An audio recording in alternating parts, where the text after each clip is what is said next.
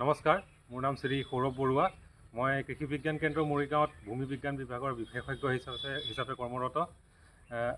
আমি অহা 29 তাৰিখৰ পৰা 12 জুনলৈকে আমি ভাৰত চৰকাৰৰ নিৰ্দেশমৰ্মে বিকশিত কৃষি সংকল্প অভিযান আমি আৰম্ভ কৰিব ওলাইছোঁ।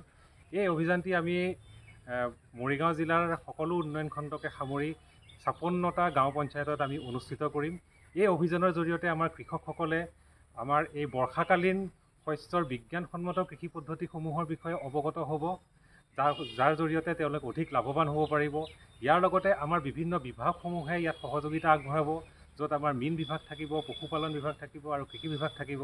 তাত তেওঁলোকৰ যিখিনি আঁচনি আছে, এই আঁচনিসমূহৰ বিষয়েও তেওঁলোকে কৃষকসকলে অৱগত হ'ব পাৰিব।